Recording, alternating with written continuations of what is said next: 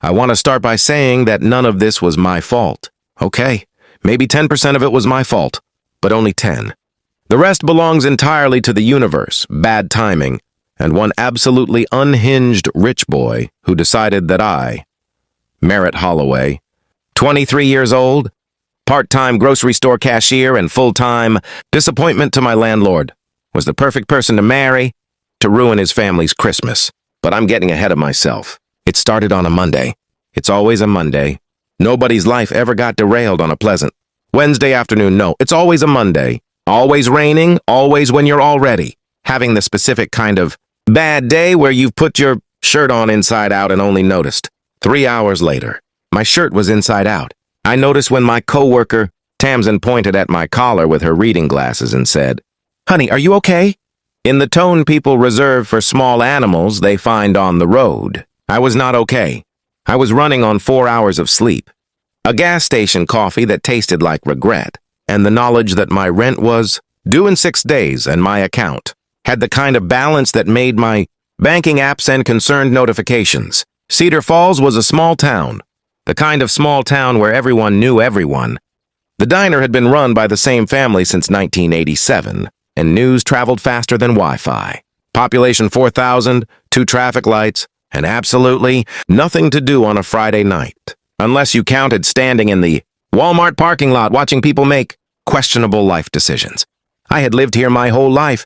I knew every face, every family, every piece of gossip, which is why I knew exactly who walked into my checkout lane at 2:17 p.m. on that terrible Monday. Calder Wren, whose family owned half of Cedar Falls, including the building my apartment was in. Calder Wren, who had left for some fancy university 6 years ago and apparently returned last week, according to Tamsin, who had a network that rivaled government surveillance. Calder Wren, who was standing in my checkout lane in a coat that cost more than my monthly rent, holding a single item, 1 bottle of hot sauce. I stared at the hot sauce. I stared at him. He stared at me with the flat, unbothered expression of someone who had never once had a bad Monday because bad Mondays were afraid of him. He was tall, unfairly tall, dark hair that curled slightly at the ends like it couldn't decide if it wanted to be messy or perfect and had settled on both. Sharp jaw, dark eyes, the kind of face that belonged on a billboard for something expensive. He looked like he'd been assembled by someone who took their job very seriously. I hated him immediately. Not because he was attractive. I'm a professional. I don't hate people for being attractive.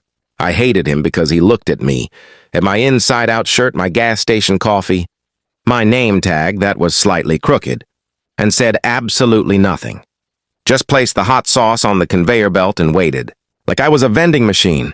"Just the one item?" I asked. "Yes." "Big spender," I said. It came out before I could stop it. I felt my soul leave my body immediately after. His eyes sharpened. "Excuse me?" "Nothing, sorry, that's $2.49. He paid in exact change. Of course he did. He probably organized his coins by year. I handed him his bag. Our fingers didn't touch or anything dramatic like that. He just took it, looked at me for 1 extra second like he was filing something away, and walked out. I exhaled. Tamsin materialized beside me from nowhere the way she always did. "That," she whispered, "was Calder Wren." "I know. He's back for good, apparently. Something happened with the family. Tamsin, I genuinely do not care. His grandfather is making him get married before he inherits the estate." I turned to look at her. She nodded gravely. I looked at the door he'd just walked out of. I looked back at her. "That," I said, "is absolutely not my problem." Reader, it became my problem. He came back the next day. Same time, 2:17 p.m., same coat. Same energy of a man who had never once waited in a line and was doing it. Purely out of personal amusement. Different item, though. This time it was a single lime. 1 lime, not a bag of limes. Not 2 limes. 1 singular lime that he placed on my conveyor belt with the same energy. Someone places a chess piece when they already know they've won. I stared at it. "Just the 1 lime," I said. "Yes. 39 cents. He paid. Exact change again. He looked at my name tag this time. Actually looked at it, eyes dropping briefly to where it said Merritt in slightly smudged letters because I dropped it in a puddle last week. Merit? He said. Not a question. Just my name in his mouth like he was testing the weight of it. That's me, I said. Brilliant, stunning vocabulary. He picked up his lime and left. Tamsin was beside me before the door finished closing. He came back, she breathed. He bought a lime Tamsin. Yesterday hot sauce, today a lime. She grabbed my arm. Merit. He's making a drink. He's making a drink, I repeated flatly. He's making a drink and he came back to see you. He came back because we're the only grocery store within 15 miles and he needed a lime. She pointed at me. You have no romance in your soul. She was wrong, actually. I had plenty of romance in my soul. I just also had rent due in 5 days and a banking app that was now sending me daily motivational quotes alongside my balance notifications, which was a new feature I had not requested and deeply resented. He came back Wednesday. Single jalapeno. Thursday. 1 garlic bulb. By Friday, I had stopped being annoyed and started being genuinely curious about what this man was cooking. Also, Tamsin had constructed an entire relationship timeline on the back of a receipt that I was trying very hard not to look at. Friday, he came through my lane at 2:17 exactly and placed a single avocado on the belt. I picked it up, scanned it, looked at him. You know, I said, if you just bought everything at once, it would be significantly more efficient. I'm aware, he said. So why don't you? He looked at me with those dark, unbothered eyes. I find the checkout experience more interesting this way. I felt my left eye twitch. The checkout experience. You're funny, he said simply. Like it was a fact he'd verified and was now reporting. I'm a cashier. You're funny, he repeated. You also have your shirt on correctly today. Improvement. My mouth fell open. He paid for his avocado. 47 cents, exact change, and walked out. I stood there holding the coins he'd placed in my hand and had what I can only describe as a small internal crisis next to the register. Tamsin looked at the coins, looked at me, looked at the door. Merit, she said gravely, that man is courting you with ingredients. He is not hot sauce, lime, jalapeno, garlic, avocado. She counted on her fingers. That's guacamole with a kick. He's been building to this all week. I opened my mouth, closed it, looked at the door. I need you to hear yourself, I said finally. He came back Saturday, not at 2:17, not through my checkout lane. He came in at 9:15 a.m. when I was doing inventory in aisle 4. Crouched on the floor, counting cans of chickpeas with the enthusiasm of someone serving a sentence, hair unbrushed, wearing a hoodie that said Cedar Falls Community Pool on it from an event I attended in 2014. I looked up and there he was, standing at the end of the aisle in his expensive coat, looking down at me on the floor. We stared at each other. You're not at the register, he said. Observant, I said. I do other things. He looked at the chickpeas, back at me. He walked closer and crouched, down to my level, which was deeply unnecessary, and put his face at a distance that my nervous system was not prepared for at 9:15. On a Saturday morning, I need to ask you something, he said. If it's about the chickpeas, I genuinely don't know we're still counting. Marry me. The can of chickpeas I was holding hit the floor. It rolled under the shelf. Neither of us moved. I'm sorry, I said very carefully. What? Marry me. He said it the same way he said everything. Flat, direct, like he was reporting weather. Temporarily. 3 months minimum, possibly 6. I looked at him. At his completely serious face. At the expensive coat. At the absolute audacity radiating off this man like a cologne. You've bought 7 individual grocery items from me, I said slowly. We have never had a conversation longer than 90 seconds. You don't know my last name. Holloway, he said. It's on your employee file. The store directory is public. You looked up my employee file. I was thorough. That's insane, I said. That's genuinely insane behavior. Something shifted in his expression. The smallest crack in the unbothered surface. Not quite vulnerability. More like someone who had rehearsed something and was now watching it go slightly, differently than planned. My grandfather's will requires me to be married before I turn 29 to inherit the estate, he said. I turned 29 in 4 months. Every person my family has suggested is someone they've chosen for their own reasons. I refused to give them that. His jaw tightened. I choose my own, on my terms. And you chose the grocery store cashier. I chose someone who called me a big spender. Over $2.49 and didn't apologize for it. His eyes held mine steady.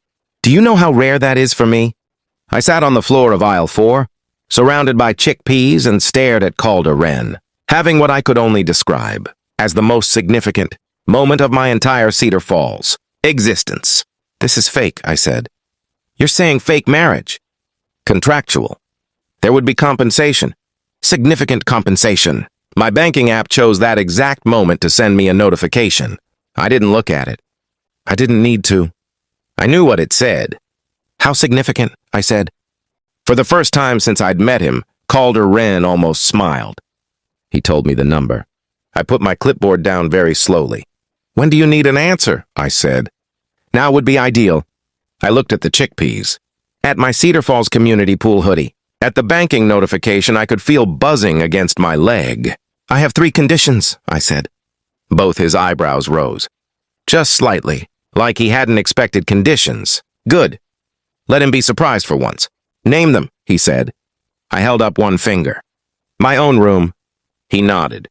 Second finger. You tell me everything about this family. Situation before I walk into any room with them. He nodded again. Third finger. You never, ever come through my checkout lane and buy a single ingredient again. Just get a basket like a normal person. It was unhinged. He was quiet for exactly 2 seconds. Then Calder Wren smiled. Fully. For the first time. And it was so unexpected and so completely devastating that I nearly knocked over the entire chickpea display. Deal, he said.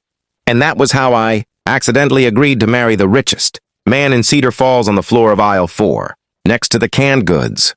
Tamsin was never going to let me live this down.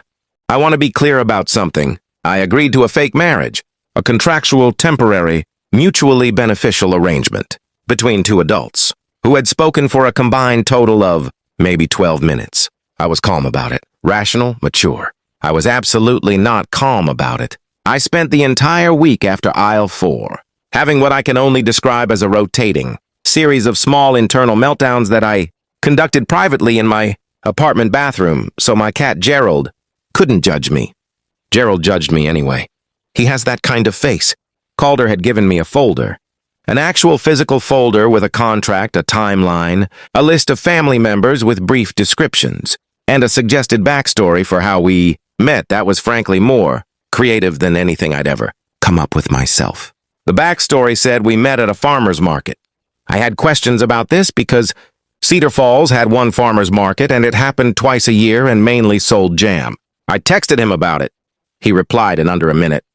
You sold jam. I bought jam. We talked about jam. Love bloomed. I stared at my phone. I have never sold jam in my life, I typed back. You have now, he replied. I put my phone face down on my kitchen counter and went to have my feelings about it in the bathroom. The family introduction happened on a Sunday. Calder picked me up at 11 a.m. in a car that was so clean and quiet. I was afraid to breathe in it. I was wearing my best outfit, which was dark jeans, a white button-down shirt, and the blazer I'd bought for my cousin's wedding in 2021 and worn exactly once since. I thought I looked nice. Calder looked at me when I got in the car and said nothing for a moment. What? I said. Nothing. You made a face. I don't make faces. You made a very small face. He looked back at the road. The blazer is fine. The blazer is fine, I repeated. Incredible. Thank you so much. It's slightly large in the shoulders. I was bigger in 2021. He glanced at me sideways. Something that might have been amusement moved through his eyes and disappeared. Immediately, like it was embarrassed to be there. You look fine, Merritt. You keep saying fine. Fine is a compliment. Fine is what you say about a meal you didn't enjoy but don't want to be rude about. He was quiet for a second. You look good, he said. Lower, like it slipped out before he approved it. I faced forward and said nothing because my face was doing something I needed it to stop doing immediately. The Wren house was not a house. I want to be very precise about this. When Calder said his family had a home in Cedar Falls, I pictured something large. Maybe a big colonial with a nice porch. something impressive by Cedar Falls standards. What I did not picture was a structure that looked like someone had taken an English manor house, shipped it across the Atlantic, and dropped it at the edge of a small Tennessee town like it was nothing. Gates, actual gates, a driveway long enough that I started questioning my life choices approximately halfway down it. "Calder," I said. "Yes." "Your family has gates." "Yes." "With a crest on them." "The Wren family crest, yes." "You have a family crest." "Most old families do." "I have a family group chat," I said. "It's called the Holloways and my aunt uses it, exclusively to send good morning. Pictures of sunrises and nobody has figured out how to leave." He looked at me. I looked at him. "I need you to know," I said very seriously, "that I am a completely normal person and nothing about my life prepared. Me for gates with a crest. You'll be fine." "You keep saying that word." "Because I keep meaning it." He pulled up to the front of the house and stopped the car. He turned to look at me properly for the first time since we left. His expression was doing the thing, where it stayed controlled but something underneath moved. "They're going to try to rattle you," he said quietly. "My grandmother will ask pointed questions about your background. My Uncle Prentice will make a comment about your profession. My mother will be perfectly polite and mean every third word she says." I absorbed this. "Fantastic. Don't let them," he said. "Any of it. You called me a big spender over $2.49 and didn't flinch. You have more backbone than anyone they've ever brought into this house." His eyes held mine steadily. "Just be exactly who you are." I stared at him. "That was," I said slowly, "genuinely the nicest thing you've said to me." "Don't make it weird." "I'm not making it weird, I'm just noting." "Merit." "Yes." "Let's go." They were all in the sitting room. I counted 6 of them arranged around the space with the specific energy of people who had positioned themselves casually but were absolutely not casual. Calder's grandmother, Eustace, sat in a high-backed chair like a throne and looked at me the way customs officers look at suspicious luggage. His mother, Vivienne, stood by the fireplace, elegant, smiling, the smile not quite reaching her eyes. Uncle Prentice was exactly as advertised, a wide man in a tweed jacket radiating the energy of someone who had opinions about everything and had never once been asked for them. There were 2 cousins whose names I immediately lost and an aunt who introduced herself as Cordelia and then looked at my blazer. Everyone looked at my blazer. I stood very straight.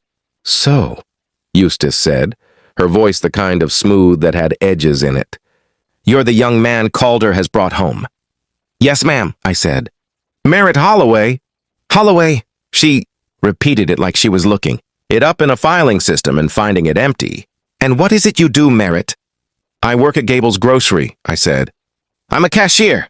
The room did a very specific kind of silence, the kind that isn't empty but full of things people have decided not to say out loud. Prentice cleared his throat. "A cashier?" "Yes, sir." "And how did you and Calder—" "Farmer's market," Calder said from beside me. His hand found the small of my back, light, steady, completely unexpected. "He was selling jam." "I bought jam." We talked. He said it with the flat certainty of someone reciting fact. It went from there. I felt his hand warm through my shirt. I kept my face completely neutral, through what I consider an act of extraordinary personal discipline. Eustace looked at me for a long moment. Her eyes were sharp, intelligent, the kind that had seen through considerably more sophisticated performances than mine. "Do you love my grandson?" she asked. The room got very still. I felt Calder's hand press slightly at my back. The smallest thing, almost imperceptible. I looked at Eustace directly.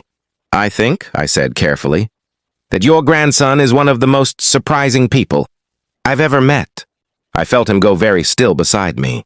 "And I think surprising people are worth paying attention to."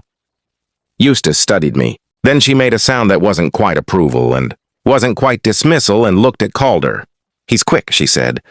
"I know," Calder said quietly. Vivian offered me tea with her perfectly polite smile. Prentice made a comment about the grocery industry that I let slide off me like water, and through all of it, Calder's hand stayed at my back. Warm, steady, like he'd put it there and forgotten to take it back, or hadn't wanted to. I didn't move away either. Gerald was going to have so much to judge me for when I got home. I want to state for the record that I specifically negotiated my own room. It was condition number 1. I held up one finger and everything. Calder nodded. We had a deal. It was in the contract. I checked. I absolutely checked. I am not the kind of person who signs things without reading them. I read the whole thing twice with a dictionary. App open for the words I didn't recognize, which were several, because apparently rich people write contracts like they're trying to win something. My own room, clearly stated, page 2. Paragraph 3. What page 2, paragraph 3 did not account for was Eustace. Because apparently Eustace had decided, without consulting anyone, without sending a memo, without any regard for legally binding, agreements made between two adults in a grocery store aisle that engaged. Couples shared rooms in the Wren house. It was tradition. It was how things were done. It was non-negotiable. She said this at dinner, between the soup course and whatever came after. The soup course because there were multiple courses. There were always multiple courses in this house. I had already lost count. I looked at Calder. Calder looked at his soup. That's completely fine, he said smoothly. I kicked him under the table. He didn't even flinch.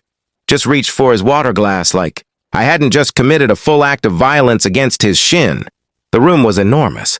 Of course it was. Everything in this house was enormous. The ceilings were enormous. The windows were enormous. The bathroom had 2 sinks and a bathtub you could conduct a meeting in. And in the center of it all was one bed. One bed, enormous because of course, but still, one. I stood in the doorway with my overnight bag, which Calder had told me to pack Friday, and I'd spent 3 days stressing about, and looked at the bed and then at Calder, who was hanging his jacket in the wardrobe, with the unbothered energy of a man for whom none of this was a problem. One bed, I said. I can see that. Calder, one bed. Also 2 pillows, a duvet, and approximately 40 square feet of mattress space. He turned around. You'll survive. This violates Condition 1. Technically, Condition 1 specified your own room at the main residence. This is the family estate. Different property. I stared at him. Did you just lawyer me with my own contract? I'm just clarifying the terms. You absolute merit. He said my name the way he always did, flat and direct. But something in it landed differently in this room, in this quiet, with just the 2 of us and the enormous bed between us. I'll stay on my side. You stay on yours. It's one night. It's a weekend, I said. We're here until Sunday. He paused, almost imperceptibly. It's 2 nights. 3, actually. It's Friday. He looked at the bed, back at me. For the first time since I'd met Calder, he looked something adjacent to uncertain. It was so unfamiliar on his face that I almost felt bad for him. Almost. I'll take the floor, he said. You're not taking the floor, it's... I looked at the floor. Hardwood, beautiful, absolutely brutal to sleep on. Nobody's taking the floor. We're adults. I walked in and dropped my bag on the chair by the window. 40 square feet of mattress space, fine. He said nothing. That's a compliment, by the way, I added, since apparently that's your word. I heard something that might have been a laugh. Very small, quickly suppressed. I chose to cherish it privately. Night 1 went fine. I stayed on my side. He stayed on his. I stared at the ceiling for approximately 2 hours before exhaustion, made the decision for me, and I passed out. Somewhere around midnight. Night 2 was different. Night 2, I woke up at 2:14 a.m. because I am the kind of person whose body treats sleeping in an unfamiliar place like an endurance sport, and found the room dark and quiet and Calder sitting up, against the headboard looking at the window. I lay still for a moment. You're awake, I said. Observant, he said, echoing my word back at me from the grocery store. I noticed. Can't sleep? I don't sleep well here. He said it simply. No drama, just fact. I never did, even as a child. I sat up slowly, pulled my knees to my chest. Outside the window, the cedar falls. Dark was the particular deep quiet of small towns at night. No traffic, no noise, just crickets and the occasional sound of wind. What was it like? I asked. Growing up here, in this house. He was quiet for a moment. Long enough that I thought he wasn't going to answer. Formal, he said finally. Everything was formal. Dinners at specific times, specific chairs, specific conversation topics. He looked at the window. My grandfather had a way of making love feel like a performance review. I absorbed that. That sounds exhausting. It was. He glanced at me sideways. You? What about me? Growing up. Cedar Falls. What was it like for you? I thought about it. Loud, I said. My mom had 4 siblings, and they all lived within 6 blocks of each. Other and nobody believed in calling ahead. Sunday dinners were basically organized. Chaos with food. I smiled without meaning to. It was a lot, but it was never quiet. He looked at me with an expression I was starting to recognize. The one where he was filing something away carefully. That sounds better, he said quietly. It was messy, I said. Messy is better than formal, though. Messy means people are actually there. He was quiet again. But it was a different kind of quiet now, softer around the edges. Why me? I asked. It came out before I fully decided to say it. Really, Cedar Falls has 4,000 people. You spent a week buying individual ingredients. You looked up my employee file. I turned to look at him properly. Why me, Calder? He held my gaze for a long moment. Because you looked at me, he said, like I was just a person. The room was very still. Not the name. Not the estate. Not the inheritance. His voice was low and even, but something underneath it moved.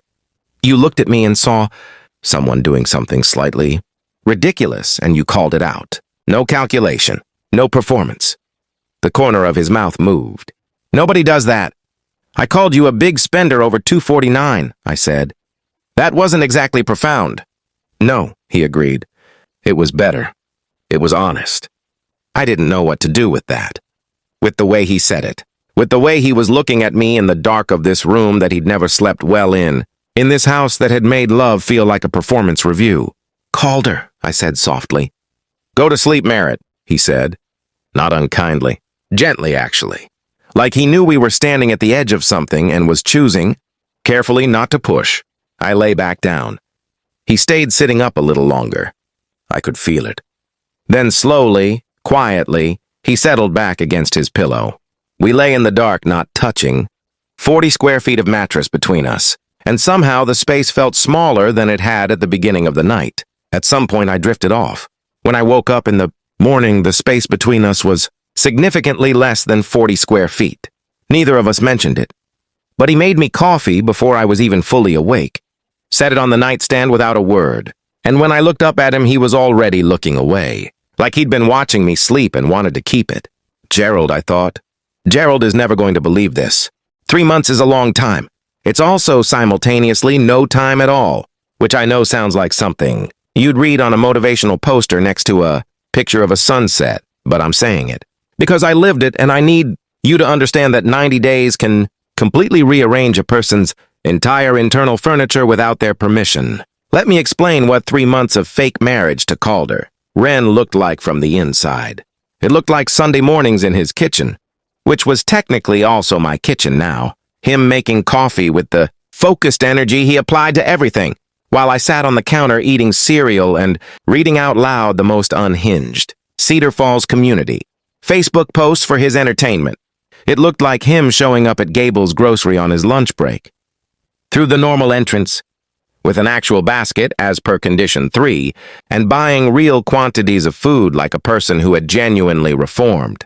It looked like late nights on the porch of the main residence when the family chaos got too loud inside.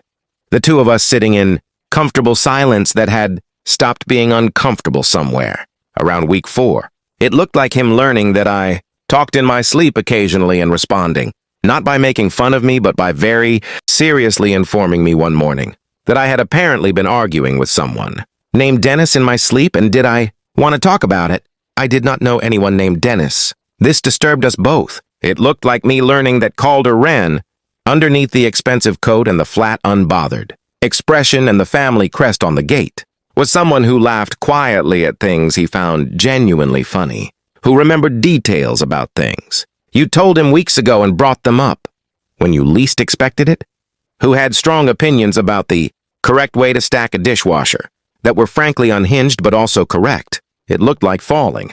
Slow, stupid, completely unplanned falling. The kind you don't notice until you're already most of the way down. The contract expired on a Tuesday. Calder had turned 29 6 weeks in. The inheritance had been secured. The legal requirements satisfied. Eustace had looked at me at the last family dinner with something that had shifted from suspicious to something I couldn't quite name. Vivienne had been perfectly polite. Prentice had made fewer comments about the grocery industry. Progress. But the contract was the contract. 90 days. Then we'd file the paperwork, go our separate ways, and I'd return to my apartment and my cat and my banking app, which had, for the first time in recent memory, stopped sending me concerned notifications. I was packing my bag on Tuesday morning. Calder was standing in the doorway of the room that had stopped feeling temporary sometime around week 6, watching me fold things, with the specific chaos of a person who has never mastered the art of efficient packing. "You fold wrong," he said. "You say that about everything I do? Because you do most things wrong. And yet you married me." "Temporarily," he said. "Temporarily," I agreed. The word sat between us, differently than it used to. Heavier, like it had picked something up along the way and was struggling with the weight of it. I kept folding. He stayed in the doorway. "The apartment will be weird," I said, to fill the silence. "Gerald has been alone for 3 months. He's going to be furious. He holds grudges. He once ignored me for 2 weeks because I moved his food bowl 6 inches to the left. You've mentioned Gerald's emotional complexity before," Calder said. "He's a complicated individual. He's a cat. Don't say that near him." Silence again. I zipped up my bag, straightened up, turned around. He was looking at me with that expression. The filing things away one, except this time it was different. Because usually when he filed things away, he looked like he had somewhere to put them. This time he looked like a man who had run out of room and didn't know what to do with what was left. "Calder," I said. "The arrangement worked well," he said, carefully, like he'd chosen each word in advance and was delivering them in the correct order. He paused. "You were exactly what you said you'd be. Is that a compliment?" "It's an observation." "Those are the same thing coming from you." Something moved across his face. I was fluent in Calder expressions now. This one was the one where he was about to say something that cost him something. "I'd like to renegotiate," he said. I stared at him. "The contract expired this morning." "I'm aware. You can't renegotiate an expired contract, Calder. You can draw up a new one." "A new one." I set my bag down slowly. "What would this new contract cover?" He was quiet for a moment. His jaw tightened the way it did when he was doing the thing where he was making himself be vulnerable and hating every second of it, but doing it anyway. "Continued cohabitation," he said. "Indefinite timeline. No compensation clause because that's not—" He stopped. "Started again. Because that's not what this would be." The room was very still. "Calder," I said slowly, "are you trying to ask me to actually stay?" "I'm proposing a renegotiation of terms." In human words, I said. "Use your human words." His jaw tightened further. He looked at the window. Back at me. Like the window had failed to provide an exit and he was accepting his fate. "I don't sleep well," he said. "I told you that. I've never slept well in this house." He looked at me directly now, completely steady. "I've slept well for 3 months." My heart did something loud and inconvenient. "That could be the mattress," I said weakly. "It's not the mattress, Merritt. Could be the—" "It's not anything in this room except you." His voice was low and certain and stripped of every careful layer. "You read me Cedar Falls Facebook posts on Sunday mornings. You told me messy is better than formal, and I think about that constantly. You negotiated conditions in a grocery store aisle while sitting on the floor next to canned chickpeas. And it was the most—" He stopped. Something in his face shifted completely open for just a moment. It was the most myself I'd felt in a room with another person in years. I sat down on the edge of the bed because my legs had made a unilateral decision. "You bought a single lime," I said. My voice came out smaller than I intended. "Who does that? Who buys one lime?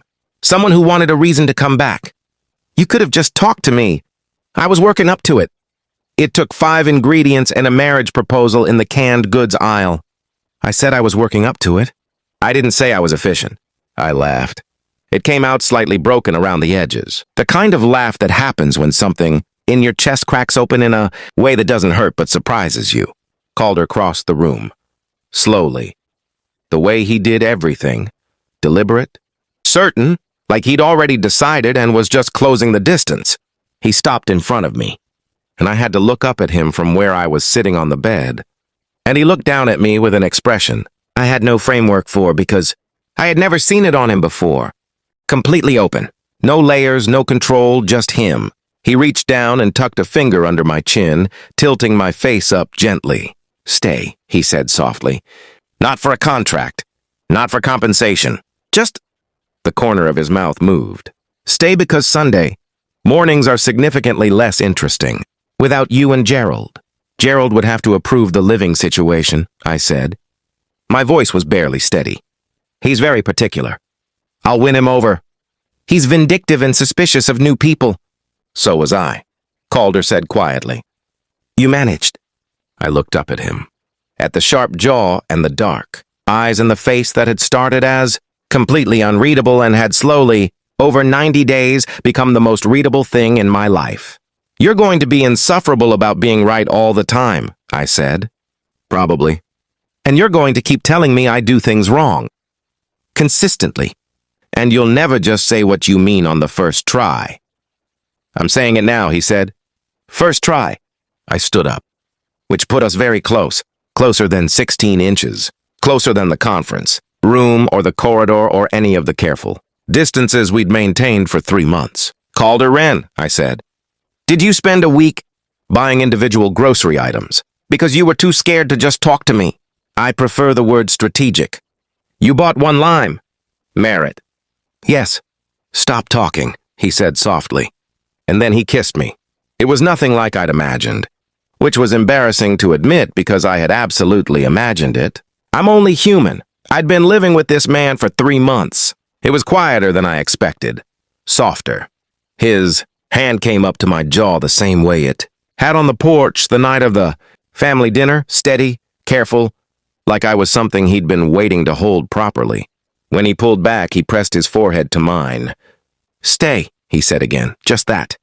I thought about my apartment, my cat, my banking app, the grocery store and the checkout lane, and the life I'd had before a man. Walked in and placed 1 bottle of hot sauce on my conveyor belt and looked at me like I was a problem he hadn't decided how to solve. "I have conditions," I said. He laughed. Actually laughed, full and quiet and real, his forehead still against mine. "Of course you do," he said. "Condition 1, I said. Gerald gets his own chair. A good one. Not a spare. Done. Condition 2? I pulled back enough to look at him. Sunday mornings are mine. No family calls, no estate business, no prentice. Just coffee and Facebook posts. Gladly, he said. Condition 3. I held his gaze. You say what you mean. From now on. No contracts. No careful words. I searched for it. Just be honest with me. The way you were just now. He was quiet for a moment. Then he reached up and tucked a strand of hair from my forehead. Gentle. Unhurried. I think I've been in love with you, he said quietly. Since you looked at a single bottle of hot sauce and called me a big spender without a single moment of hesitation. My whole chest went warm. That's embarrassingly early, I said. I know. We'd spoken for like 30 seconds. 27, he said. I counted. I stared at him. Then I grabbed his collar, pulled him back down, and kissed him again. Less quiet this time, less careful. His arms came around me properly. And we stood in that enormous room, in that enormous house with the gates, and the family crest and all the formal weight of the Wren name. Around us, and none of it mattered, even a little bit.